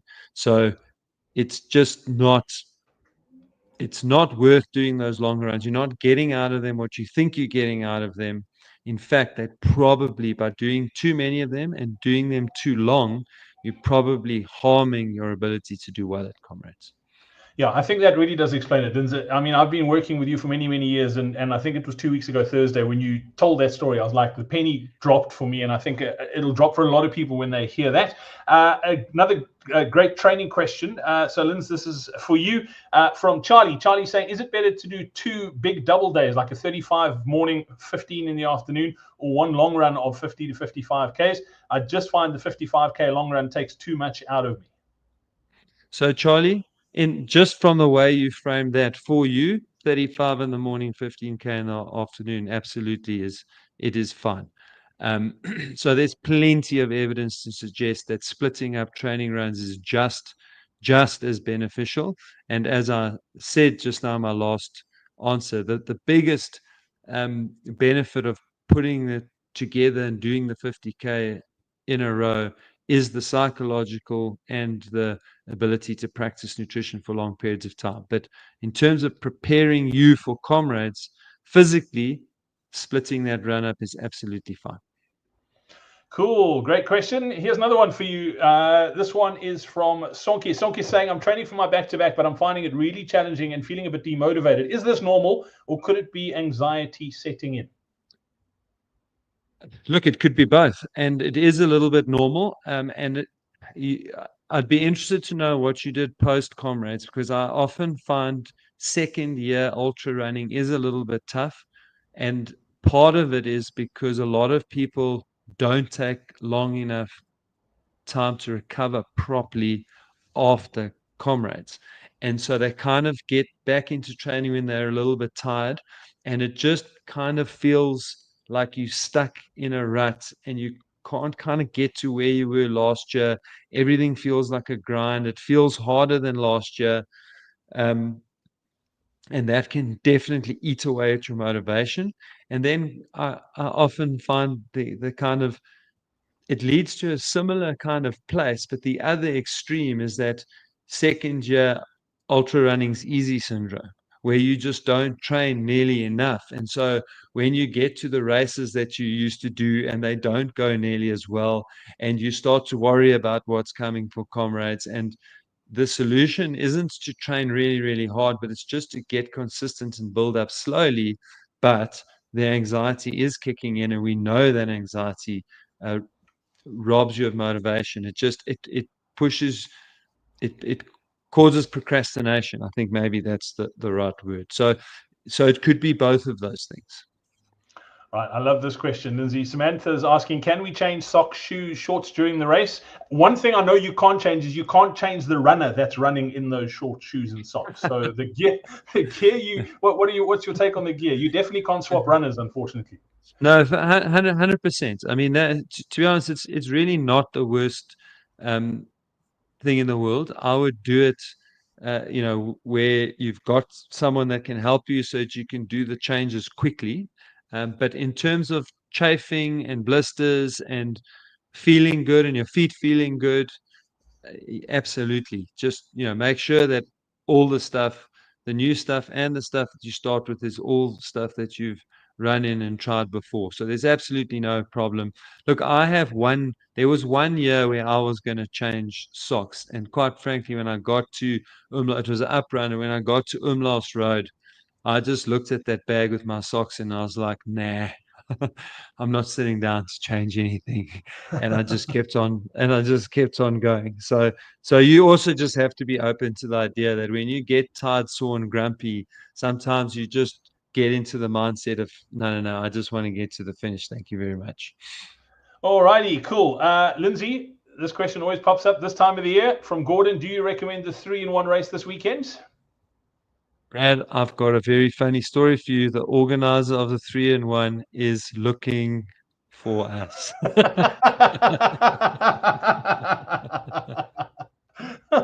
if you just to give everybody some context, he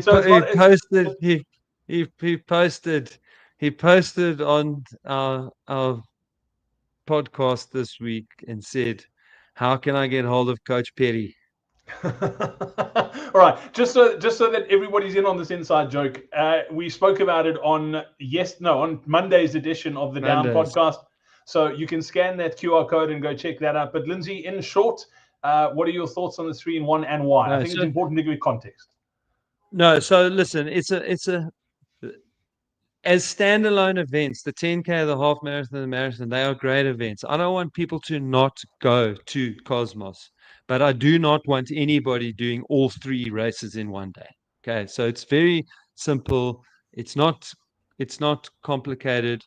It's madness to run 77 kilometers in one day as we are starting peak training. I mean, when I say that sentence out loud, I play it back to myself and I think to myself, if anybody says that out loud, I'm going to run 77 Ks in the first week of my peak training.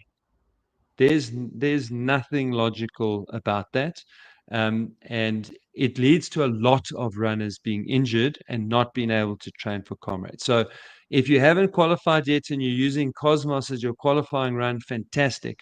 I have heard such good reports about what an amazing marathon that is to run. So you go there and qualify. You let your family members do the 10 or the half. Or if you want to go there and do the 10 and a half, awesome. That's a 30K brilliant training run with refreshments, you name it, but not the 10, the 21, and the 42, please. Cool. Lindsay, I'm going to squeeze in 2 more questions if I can. I know we are running out of time, and we've got a pretty cool video to share with you as well that's coming up in just a moment. So this one from Franchonette, and there's lots of these sorts of questions have come in about running 2 oceans and then going on and running Comrades. Franchonette saying, is it wise to run 2 oceans and then do a 50K on the 27th of April and then Comrades? That's coming from someone who's had multiple hip stress fractures previously, but just obviously that's a consideration. But for the rest of us who don't have any injury issues, what should the build-up be from oceans, last long run, and then Comrades? Brad, that's not the date of False Bay. Eh? False Bay is the 4th False Bay is of a May, week after correct? that. Yeah, it's the 4th of May. Yeah, because that then seemed very, very close together. So the answer is no, and I would discourage it for anyone, but for you with a history of stress fractures, absolutely not. I mean, that's 3 weeks. That's 3 weeks, which is the absolute minimum that you should have between training marathons and ultras. And so with your history, absolutely not. I wouldn't do that. I do think that doing oceans is, while you are training for Comrades and you're nice and fit, and it falls kind of in April where we want to do a marathon or ultra as part of our training experience, it's far enough away from Comrades that as long as you don't race it, you will be able to recover from it quite well. And then if you do live in the Cape, there is now the False Bay 50, which is on the 4th of May and 4 weeks later. And we are currently talking to the race organizers behind the scenes, and there's a possibility that they're going to extend the cutoff so that the marginal Comrades finishers and Oceans finishers don't have to go there and race a 50, because that's a terrible idea. But if you can go there and do Comrades pace for False Bay, then it's probably a really good option as a final run. So for the general population, Oceans as a training run, again, your marginal finishers are, that's just the reality of their life, is that they've got to then do that too hard. But then you've got to recover the week after, make sure you look after yourself. I tell people to eat like they've never seen food before. So, Nikki, I don't know if that's maybe taking it a bit far, but I feel like they really need to fuel up in that week after doing something like that to give them the best chance of recovering properly. And then to look at a 40 to 45 Ks, either the 4th of May or the 10th of May, those weekends. Awesome stuff. So those are the 2 that I'm running. So if anybody's interested, it's going to be Oceans and then the False Bay 50. So if you are in the Western Cape, we look forward to seeing you there. Nikki, here's a question for you. This one is from Malcolm. Malcolm wants to know, are 24-hour fasts once or twice a week and normal feeding in between a good build-up for Comrades? Oh, the answer is no. If you do the fast as trying to enhance performance, The answer is no. If the fast must be there because of religious reasons or any other reasons, then you can do it. Like, we're busy with Ramadan at the moment as well, so one must be careful then just to make the running on the days of the fasting or just after the fasting to really do the recovery runs, the slowest stuff. Just you need to time your runs so that there is energy available when you do the hard runs. I think that summarizes it. So you're going to just have to move stuff around the fasting. I don't say you can't fast, but if the fasting is for performance, the answer is no. Okay. Cool. Great stuff. Thank you very much, Nikki. And then Lindsay, last question for you, if I may, from Tasneem. I love these sorts of questions because I have been in this boat many, many times. So Tasneem says, Coach, I left my 2 Oceans qualifier too late and didn't make it. Now that I haven't qualified for 2 Oceans, should I still consider running Comrades? My first marathon was in November with a time of 5:08.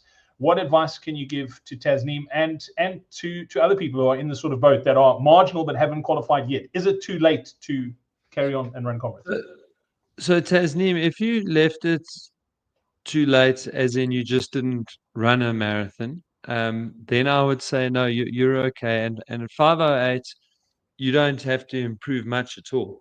So I think it'll be more important, like, what training have you done rather than the timing of the race. So if you've been training fairly well, and there are loads of training opportunity, qualifying opportunities between now and May, I would say there's still plenty of time for you to both qualify and train well for Comrades. Of course, if you left the qualifying too late, partly because you just haven't been training properly, and so you actually haven't done the groundwork, you haven't created the habit, you're not ready to start training yet, then you probably have left it too late. And then I would rather put your energy into training for a marathon and then getting that time under 5 hours so that you're in a better position for Comrades in 2026. Cool. Lindsay, I'm squeezing another question in because I love this and it's made a huge difference to my running. So this one is from, I'm not even going to try and pronounce that name. I'll leave that to you. Pi Pacific Calibra Uwasi, I think, saying, how can other sports like swimming, cycling help in preparation? Any advice on the use thereof? Lindsay, I'm a huge fan of cross training. I know you are too.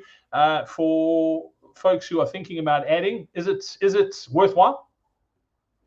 Absolutely. So for the general runner, running more than 4 days a week, much like doing lots of long runs that are much further than 3 hours, has like these real diminishing returns. For the average runner, doing more than 4 runs a week also brings diminishing returns. But adding things like swimming and cycling can bring a much better improvement in performance because it takes out the high impact nature of the running. So we remove the damage, but we still build this big cardiovascular engine. So if you're running 4 days a week and you're doing your strength training and you've still got a little bit more time to train over and above that, then yeah, swimming, cycling, excellent forms of complementary training and much better than just packing in more kilometers. Cool stuff. All right, team. Thank you so much to everybody who was on the call tonight. Don't forget, if you do want to get hold of Nikki, if you need some help, there are her details. You can pop her an email or reach out to her on X as well. If you need anything from Comrades, those are the details. If you need any questions, if you want to find out about updating your license number or qualifier, that's how you can get hold of the office.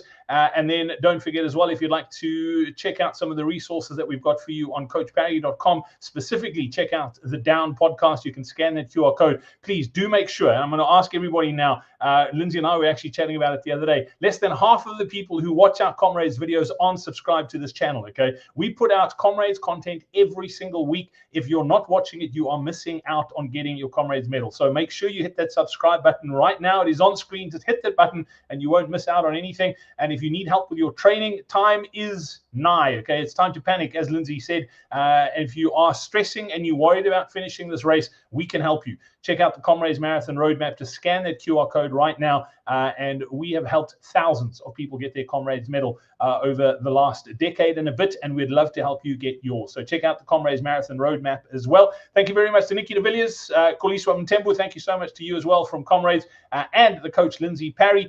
We look forward to catching up with you in the next webinar. We'll send out the comms on that when that is happening. If you are in one of the areas where the roadshows and novice seminars are happening, be sure to check those out as well. And Mr. Price Sport, who's the official apparel sponsor of the 2025 Comrades Marathon, asked us to share this incredible video with you. So we're going to end with it this evening. It is well worth the watch from the entire team.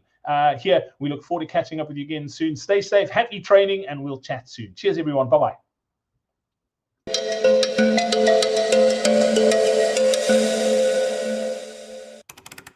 Sean Meiklejohn running in the Mr. Price Club, receiving the accolades of 20,000 people. The first Natal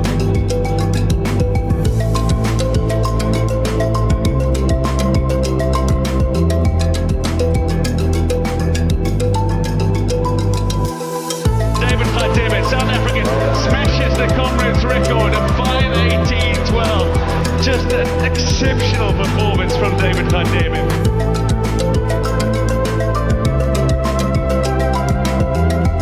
Welcome to the story of the longest standing professional running team in the country, the Mr. Price Running Club, now known as Max Delete.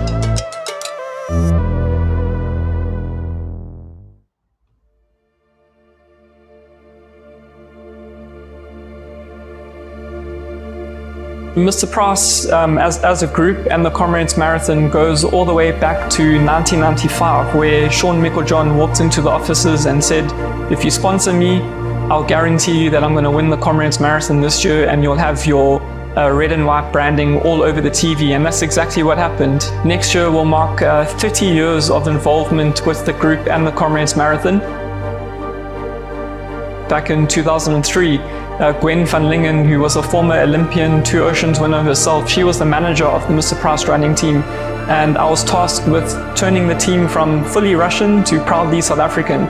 And that year we managed to sign the current Comrades winner of that year, Fusi Nhlapo, Walton Corsi, Joseph Ikaning. I handed over the team management role to my good friend Martin Ngwenya back in 2017. He's then since grown the club, and he's looking forward to some brilliant results at this year's race.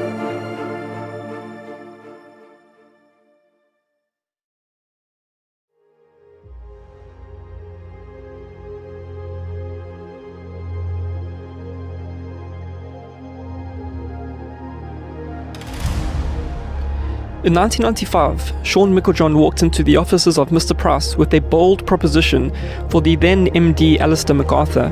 He promised Alistair that if Mr. Price sponsored him to become a full-time runner, he would win the Comrades Marathon and guarantee over 5 hours of television coverage.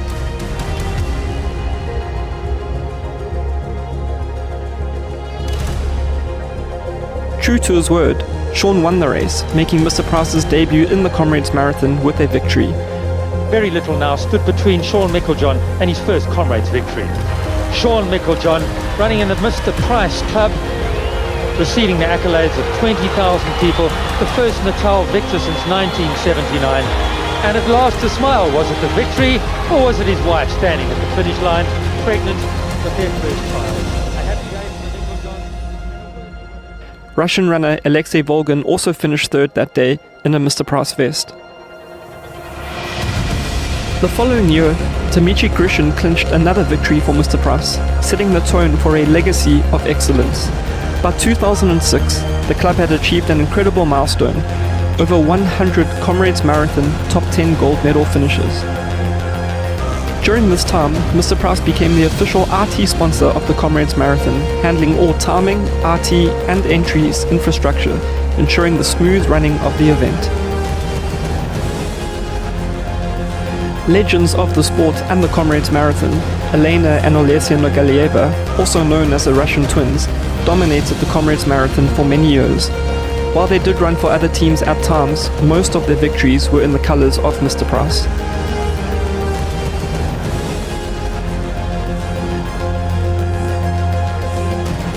Since the 2013 Comrades Marathon, the club has been known as Max Elite. In 2016, David Khatebe, in a pair of Max Marathon races off the shelf, smashed the previous down run record. Something absolutely remarkable today by him pushing so hard in the closing stages, and this is it, the final few meters. He's running under our noses at Sahara Stadium, Kingsmead. David Khatebe, South African, smashes the Comrades record of 5:18.12. We'll get that verified, the time, and still foot enough to do push-ups after. Just an exceptional performance from David Khatebe. Despite this record being surpassed, David still holds the fastest per kilometer average in the race's history due to the longer distance.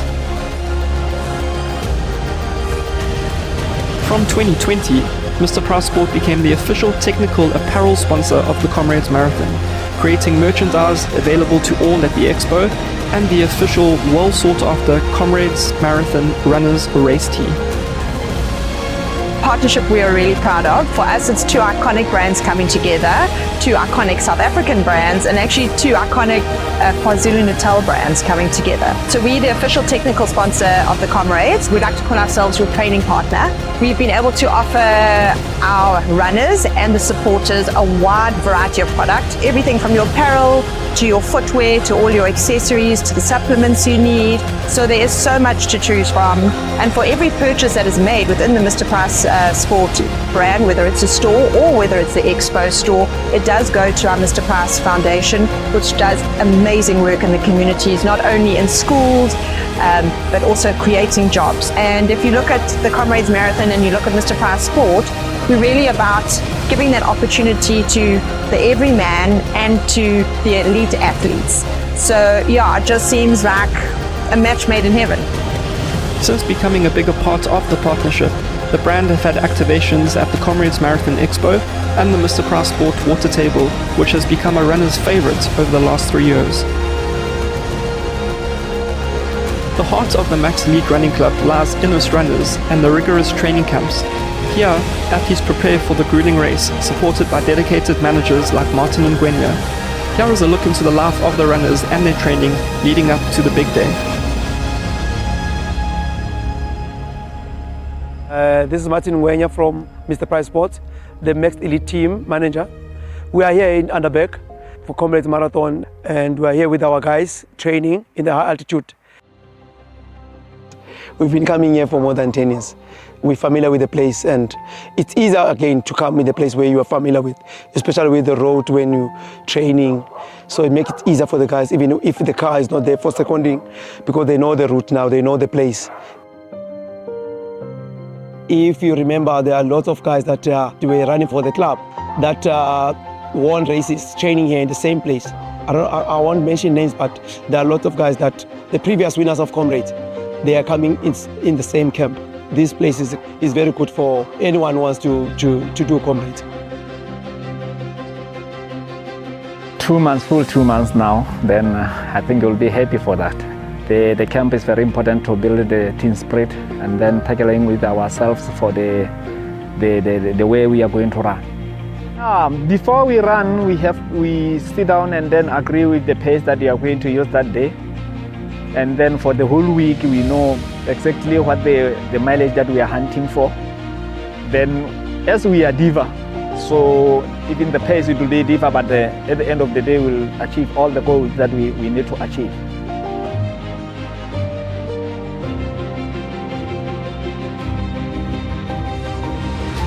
The legacy of the Max Elite Running Club is one of dedication and excellence to the sport of running.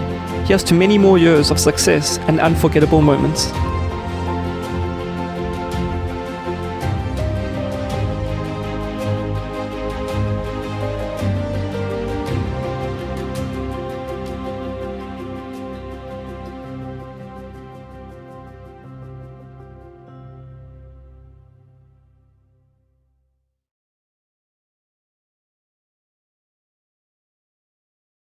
Hi guys, my name is Bianca and I'm from the Mr. Price Sport marketing team. We are so excited to be with you again on this journey as your official technical apparel sponsor as you head towards the Ultimate Human Race on June 8th, 2025. As you've seen in the video before this, the partnership of Mr. Price Sport and Comrades has come leaps and bounds over the years. And with that in mind, so has the technology and innovation within our product range. As Mr. Price Sport, we not only want to be with you on race day cheering you on, but we also want to be with you as you build up to the race day as your official training partner. Mr. Price Sport has a wide variety of training apparel, accessories, strength equipment, recovery items, as well as our footwear that will help you get from right now all the way to the start line. A bit more about the race. As you may or may not have heard, Mr. Price Sport is giving you 89,000 reasons to run your Comrades Marathon in Maxed. That's right. We are giving one lucky person that is choosing to run the Comrades Marathon in Maxed or Max Elite footwear a chance to win 89,000 Rand. All you have to do to enter is the following. Log into your Comrades profile with the details that you use to enter the race. Scroll down to Event and Medical Info and click Edit. If you scroll further, you will find a question that stipulates what brand of shoe you will race in. Click on the drop-down menu and select the shoe Maxed and Save. Once you've done that, you have officially entered to win 89,000 Rand for running your Comrades Marathon in Maxed. We are so excited to see you on the road and in your last steps to the journey to Comrades Marathon. So good luck, and don't forget to #Marathon in Maxed.